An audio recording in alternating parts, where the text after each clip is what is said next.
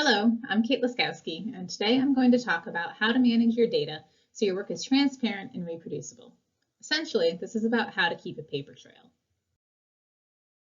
And so to start, I first want to say something about data integrity. All of us are in this job, in this field, because we're fascinated by the natural world, and particularly by the animals that we inhabit this world with. We want to understand how and why these creatures do the things that they do. The only problem is that we can't directly ask them this question, but they can communicate with us, and they do so through the data that we collect on them. And so I want to say here that the integrity of the data we collect is paramount. My advisor would always say the data is the data, and that whatever story it tells us, we need to believe it and trust it and protect it, even if we don't necessarily like what it says. So don't be tempted to tell the animal story for them. Their data is their voice, and what they tell us is the only truth we really have about this world. And so how do we safeguard this data to ensure that we tell the animal's story truthfully? Well, we need to document and protect its journey on the sometimes long and winding path from collection to publication. Essentially, you are a parent, and as a doting parent, you want to document all of your data's change and growth as it develops from the day you collect it until the day you publish it. And so starting with the collection of your data, it's absolutely critical that you create and then maintain some sort of hard copies of your data collection. So for us behavioral ecologists, this is often in the form of photos or videos. But in addition to this, you should also always maintain a hard copy lab notebook. This will have all the details of how, when, and where you collected your data.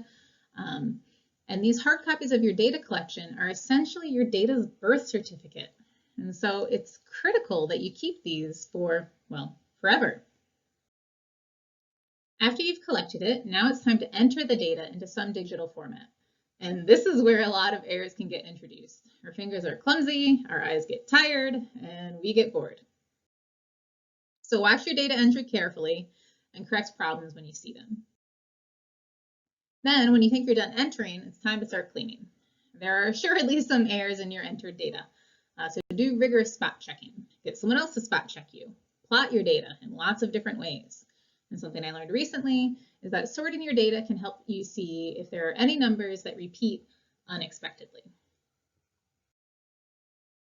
So once you think your data is clean and ready for analysis, now is the time to really lock it in place. It's so easy to introduce errors or changes without even realizing it once your data starts maturing through the analysis stage. So I would suggest generating a PDF version of your data file to ensure that you'll always have a permanent, unchangeable record of what your data looked like when it was a tiny baby before analysis began. Your data is now ready to enter the analysis part of its life cycle. Oftentimes, you'll need to do more than one analysis. And at some point, you may realize that you need your data in a different format. There will likely be a lot that happens at this point. And so it's absolutely critical that you document all the changes you make to your data file, like if you manipulate the format or if you group anything together, and then all the analyses that are built on these data. And so I think the easiest way to do this is through your statistical code, like R. But even other programs like SPSS that are primarily menu-driven, they still have code or syntax that's running behind the scenes that you can extract so you know exactly what you did. GitHub is going to be an excellent resource in this regard and can really help you track versions of your code as you add or remove things. Eventually, you're going to get to the point where you feel like you've answered all of your questions and now you have your results and your figures. At this point, you should generate a document that allows you to exactly recreate your final results. That is the results that's going to go in your paper. And so for me, this is an R Markdown file. You can save this as a PDF or HTML file, and it's going to join together each piece of your code with the output it produces. I also find that just the act of creating this final clean analysis document always helps me discover errors that I've made along the way. And trust me, you will always make errors along the way. And so with your final results, you can now quickly write your beautiful paper that will get published. And the final stage of your data's life is when you deposit it online. Of course, there are instances when depositing your data online might not be possible for some reason, but I really think this should be the exception and not the rule. This deposition is really where your data fledges the nest and goes out into the world on its own. Importantly, though, it's critical that your data doesn't go out into the world all by itself. It needs a partner, and this partner is your code. So deposit both of these in a public repository like Dryad or Figshare. And so these are the pieces to keeping a paper trail.